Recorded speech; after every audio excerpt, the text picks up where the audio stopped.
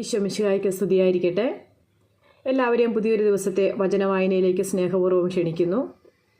കൂടെ ചേരുന്ന എല്ലാവരെയും ദൈവനാമത്തിൽ നന്ദി അറിയിക്കുന്നു. കൂടുതൽ ആളുകളിലേക്ക് എത്തിച്ചേരുന്നതിന് വേണ്ടിയിട്ട് സബ്സ്ക്രൈബ് ചെയ്ത് കാണാൻ ശ്രമിക്കുമല്ലോ. അപ്പം നമുക്ക് ഇന്നത്തെ വായനയിലേക്ക് കടന്നാലോ. ഇന്ന് നമ്മൾ വായിക്കാൻ പോകുന്നത് വിശുദ്ധ മർക്കോസ് ശ്ലീഹായുടെ സുവിശേഷം അധ്യായം 6. യേശു സ്വദേശത്ത് അവഗണിക്കപ്പെടുന്നു. യേശു അവിടെ നിന്ന് പോയി സ്വന്തം നാട്ടിലെത്തി. ശിഷ്യന്മാർ അവനെ അനുഗമിച്ചു. സാബത്ത് ദിവസം സിനഗോഗിൽ അവൻ പഠിപ്പിക്കാൻ ആരംഭിച്ചു. അവൻ്റെ വാക്കുകേട്ട പലരും ആശ്ചര്യപ്പെട്ട് പറഞ്ഞു, ഇവനിതെല്ലാം എവിടെ നിന്ന്? ഇവന് കിട്ടിയ ജ്ഞാനം എന്ത്? എത്ര വലിയ കാര്യങ്ങളാണ് ഇവൻ്റെ കരങ്ങൾ വഴി സംഭവിക്കുന്നത്.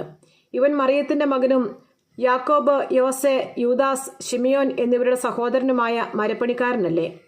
ഇവൻ്റെ സഹോദരിമാരും ഇവിടെ നമ്മുടെ കൂടെയില്ലേ? ഇങ്ങനെ പറഞ്ഞ് അവർ അവനിൽ ഇടറി. യേശു അവരോട് പറഞ്ഞു, സ്വദേശത്തും ബന്ധുജനങ്ങളുടെ ഇടയിലും സ്വഭവനത്തിലുമല്ലാതെ മറ്റെങ്ങും പ്രവാചകൻ അവമതിക്കപ്പെടുന്നില്ല. ഏതാനും രോഗികളുടെ മേൽ കൈകൾ വെച്ച് സുഖപ്പെടുത്തുവാനല്ലാതെ മറ്റത്ഭുതമൊന്നും അവിടെ ചെയ്യുവാൻ അവന് സാധിച്ചില്ല. അവരുടെ വിശ്വാസരാഹിത്യത്തെക്കുറിച്ച് അവൻ വിസ്മയിച്ചു. ശിഷ്യന്മാരെ അയക്കുന്നു. അവൻ ഗ്രാമപ്രദേശങ്ങളിൽ ചുറ്റി സഞ്ചരിച്ച് പഠിപ്പിച്ചുകൊണ്ടിരുന്നു. അവൻ തൻ്റെ 12 പേരെ അടുത്ത് വിളിച്ച് 2 പേരെ വീതം അയക്കാൻ തുടങ്ങി. അശുദ്ധാത്മാക്കളുടെ മേൽ അവർക്ക് അധികാരവും കൊടുത്തു. അവൻ കൽപ്പിച്ചു, യാത്രയ്ക്ക് വഴിയല്ലാതെ മറ്റൊന്നും, അപ്പമോ സഞ്ചിയോ അരപ്പട്ടയിൽ പണമോ കരുതരുത്. ചെരുപ്പ് ധരിക്കാം, 2 ഉടുപ്പുകൾ ധരിക്കരുത്. അവൻ തുടർന്നു, നിങ്ങൾ ഏതെങ്കിലും സ്ഥലത്ത് ഒരു വീട്ടിൽ പ്രവേശിച്ചാൽ അവിടെ വിട്ടു പോകുന്നതുവരെ ആ വീട്ടിൽ താമസിക്കുവിൻ. എവിടെയെങ്കിലും ജനങ്ങൾ നിങ്ങളെ സ്വീകരിക്കാതിരിക്കുകയോ നിങ്ങളുടെ വാക്കുകൾ ശ്രവിക്കാതിരിക്കുകയോ ചെയ്താൽ അവിടെ നിന്ന് പുറപ്പെടുമ്പോൾ അവർക്ക് സാക്ഷ്യത്തിനായി നിങ്ങളുടെ കാലിലെ പൊടി തട്ടിക്കളയുവിൻ. ശിഷ്യന്മാർ പുറപ്പെട്ട് ജനങ്ങളോട് അനുതപിക്കണമെന്ന് പ്രസംഗിച്ചു. അനേകം പിശാചുകളെ പുറത്താക്കി അനേകം രോഗികളെ തൈലം പൂശി സുഖപ്പെടുത്തി. സ്നാപക യോഹന്നാന്റെ ശിരച്ഛേദം. ഹെറോദസ് രാജാവും ഇക്കാര്യങ്ങൾ കേട്ടു. യേശുവിൻ്റെ പേര് പ്രസിദ്ധമായി കഴിഞ്ഞിരുന്നു. ചിലർ പറഞ്ഞു, സ്നാപക യോഹന്നാൻ മരിച്ചവരിൽ നിന്ന് ഉയർപ്പിക്കപ്പെട്ടിരിക്കുന്നു. അതുകൊണ്ടാണ് അത്ഭുതകരമായ ഈ ശക്തികൾ ഇവനിൽ പ്രവർത്തിക്കുന്നത്. മറ്റു ചിലർ പറഞ്ഞു, ഇവൻ ഏലിയായാണ്. വേറെ ചിലർ പറഞ്ഞു, പ്രവാചകരിൽ ഒരുവനെ പോലെ ഇവനും ഒരു പ്രവാചകനാണ്. എന്നാൽ ഇതെല്ലാം കേട്ടപ്പോൾ ഹെറോദസ് പ്രസ്താവിച്ചു, ഞാൻ ശിരച്ഛേദം ചെയ്ത യോഹന്നാൻ ഉയർപ്പിക്കപ്പെട്ടിരിക്കുന്നു. ഹെറോദസ് ആളയച്ച് യോഹന്നാനെ പിടിക്കുകയും കാരാഗൃഹത്തിൽ ബന്ധിക്കുകയും ചെയ്തിരുന്നു. സ്വന്തം സഹോദരനായ ഫിലിപ്പോസിന്റെ ഭാര്യ ഹെറോദിയ നിമിത്തമാണ് അവൻ ഇങ്ങനെ ചെയ്തത്. അവൻ അവളെ വിവാഹം ചെയ്തിരുന്നു. യോഹന്നാൻ ഹെറോദോസിനോട് പറഞ്ഞു, സഹോദരന്റെ ഭാര്യയെ നീ സ്വന്തമാക്കുന്നത് നിഷിദ്ധമാണ്. തന്മൂലം ഹെറോദിയായ്ക്ക് യോഹന്നാനോട് വിരോധം തോന്നി. അവനെ വധിക്കാൻ അവൾ ആഗ്രഹിച്ചു. എന്നാൽ അവൾക്ക് സാധിച്ചില്ല. എന്തെന്നാൽ യോഹന്നാൻ നീതിമാനും വിശുദ്ധനുമാണെന്ന് അറിഞ്ഞിരുന്നത് കൊണ്ട് ഹെറോദസ് അവനെ ഭയപ്പെട്ട് സംരക്ഷണം നൽകി പോന്നു. അവൻ്റെ വാക്കുകൾ അവനെ അസ്വസ്ഥനാക്കിയിരുന്നുവെങ്കിലും അവൻ പറയുന്നതെല്ലാം സന്തോഷത്തോടെ കേൾക്കുമായിരുന്നു. ഹെറോദസ് തൻ്റെ ജന്മദിനത്തിൽ രാജസേവകന്മാർക്കും സഹസ്രാധിപന്മാർക്കും ഗലീലിലെ പ്രമാണികൾക്കും വിരുന്ന് നൽകിയപ്പോൾ ഹെറോദിയായ്ക്ക് അനുകൂലമായ ഒരു അവസരം വന്നു ചേർന്നു. അവളുടെ മകൾ വന്ന് നൃത്തം ചെയ്ത് ഹെറോദസിനെയും അതിഥികളെയും പ്രീതിപ്പെടുത്തി. രാജാവ് പെൺകുട്ടിയോട് പറഞ്ഞു, നീ ആഗ്രഹിക്കുന്ന എന്തും ചോദിച്ചു കൊള്ളുക, അത് ഞാൻ നിനക്ക് തരും. അവൻ അവളോട് ശപഥം ചെയ്ത് പറഞ്ഞു, നീ എന്തു തന്നെ ചോദിച്ചാലും എൻ്റെ രാജ്യത്തിൻ്റെ പകുതി പോലും ഞാൻ നിനക്ക് തരും. അവൾ പോയി അമ്മയോട് ചോദിച്ചു, ഞാൻ എന്താണ് ആവശ്യപ്പെടേണ്ടത്? അമ്മ പറഞ്ഞു, സ്നാപക യോഹന്നാന്റെ ശിരസ്. അവൾ ഉടനെ അകത്തു വന്ന് രാജാവിനോട് ആവശ്യപ്പെട്ടു, ഇപ്പോൾ തന്നെ സ്നാപക യോഹന്നാന്റെ ശിരസ് ഒരു തളികയിൽ വെച്ച് എനിക്ക് തരണമെന്ന് ഞാൻ ആഗ്രഹിക്കുന്നു. രാജാവ് അതീവ ദുഃഖിതനായി. എങ്കിലും തൻ്റെ ശബ്ദത്തെ പ്രതിയും അതിഥികളെ വിചാരിച്ചും അവളുടെ ആഗ്രഹം നിരസിക്കുവാൻ അവന് തോന്നിയില്ല. അവൻ്റെ തല കൊണ്ടുവരാൻ ആജ്ഞാപിച്ച് ഒരു സേവകനെ രാജാവ് ഉടനെ അയച്ചു. അവൻ കാരാഗ്രഹത്തിൽ ചെന്ന് യോഹന്നാന്റെ തല വെട്ടിയെടുത്തു. അത് ഒരു തളികയിൽ വെച്ച് കൊണ്ടുവന്ന് പെൺകുട്ടിക്ക് കൊടുത്തു. അവൾ അത് അമ്മയെ ഏൽപ്പിച്ചു. ഈ വിവരമറിഞ്ഞ യോഹന്നാന്റെ ശിഷ്യന്മാർ വന്ന് മൃതദേഹം കല്ലറയിൽ സംസ്കരിച്ചു. അപ്പം വർദ്ധിപ്പിക്കുന്നു. അപ്പോസ്തലന്മാർ യേശുവിൻ്റെ അടുത്ത് ഒരുമിച്ച് കൂടി തങ്ങൾ ചെയ്തതും പഠിപ്പിച്ചതും അറിയിച്ചു. അനേകം ആളുകൾ അവിടെ വരികയും പോവുകയും ചെയ്തിരുന്നു. ഭക്ഷണം കഴിക്കാൻ പോലും അവർക്ക് ഒഴിവ് കിട്ടിയിരുന്നില്ല. അതിനാൽ അവൻ പറഞ്ഞു, നിങ്ങളൊരു വിജന സ്ഥലത്തേക്ക് വരുവിൻ, അല്പം വിശ്രമിക്കാം. അവർ വഞ്ചിയിൽ കയറി ഒരു വിജന സ്ഥലത്തേക്ക് പോയി. പലരും അവരെ കാണുകയും തിരിച്ചറിയുകയും ചെയ്തു. എല്ലാ പട്ടണങ്ങളിൽ നിന്ന് ജനങ്ങൾ കരവഴി ഓടി അവർക്ക് മുമ്പേ അവിടെ എത്തി. അവൻ കരയ്ക്കിറങ്ങിയപ്പോൾ വലിയൊരു ജനക്കൂട്ടത്തെ കണ്ടു. അവരോട് അവന് അനുകമ്പ തോന്നി.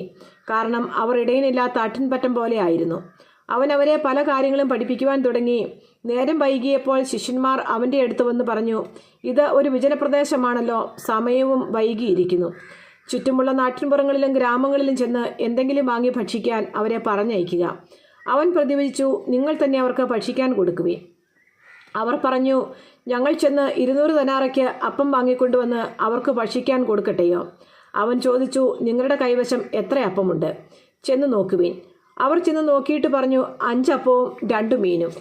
പുൽത്തകിടിയിൽ കൂട്ടം കൂട്ടമായി ഇരിക്കുവാൻ അവൻ ജനങ്ങൾക്ക് നിർദ്ദേശം നൽകി. 100ഉം 50ഉം വീതമുള്ള കൂട്ടങ്ങളായി അവർ ഇരുന്നു.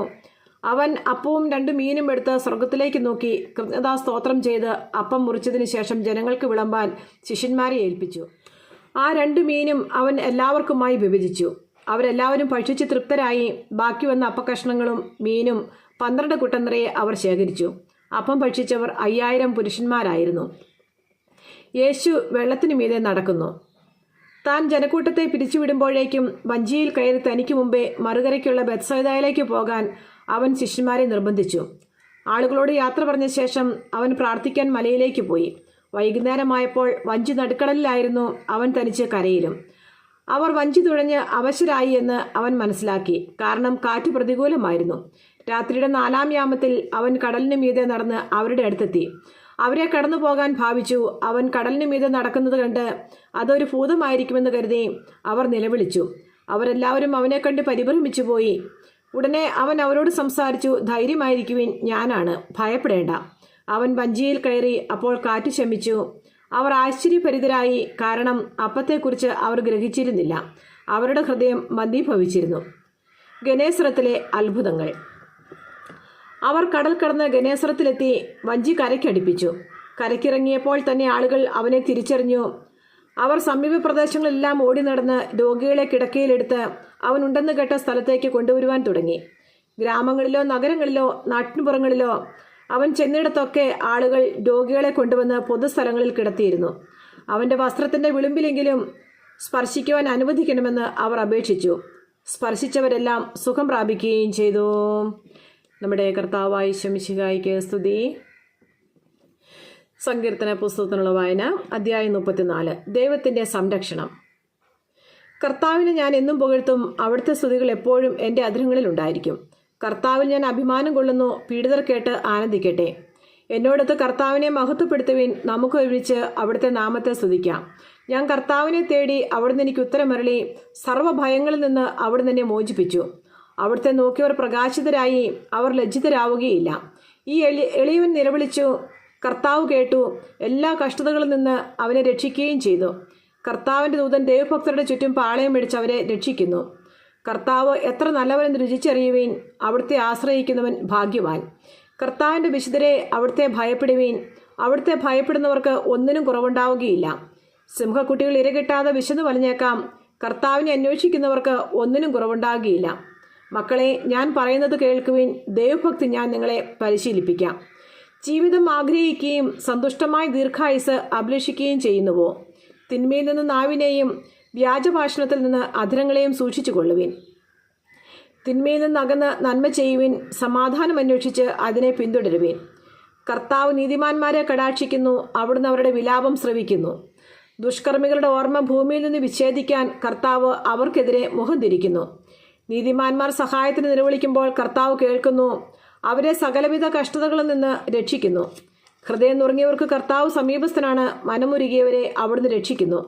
നീതിമാന്റെ ക്ലേശങ്ങൾ അസംഖ്യമാണ്. അവയിൽ നിന്നെല്ലാം കർത്താവ് അവനെ മോചിപ്പിക്കുന്നു. അവൻ്റെ അസ്ഥികളെ കർത്താവ് കാത്തു സൂക്ഷിക്കുന്നു. അവയിലൊന്നുപോലും തകർക്കപ്പെടുകയില്ല. തിന്മ ദുഷ്ടരെ സംഹരിക്കും. നീതിമാന്മാരെ ദ്വേഷിക്കുന്നവർക്ക് ശിക്ഷാവിധിയുണ്ടാകും. കർത്താവ് തൻ്റെ ദാസരുടെ ജീവനെ രക്ഷിക്കുന്നു. അവിടുത്തെ ശരണം പ്രാപിക്കുന്നവർ ശിക്ഷയ്ക്ക് വിധിക്കപ്പെടുകയില്ല. ദൈവമായ കർത്താവിന് സ്തുതി.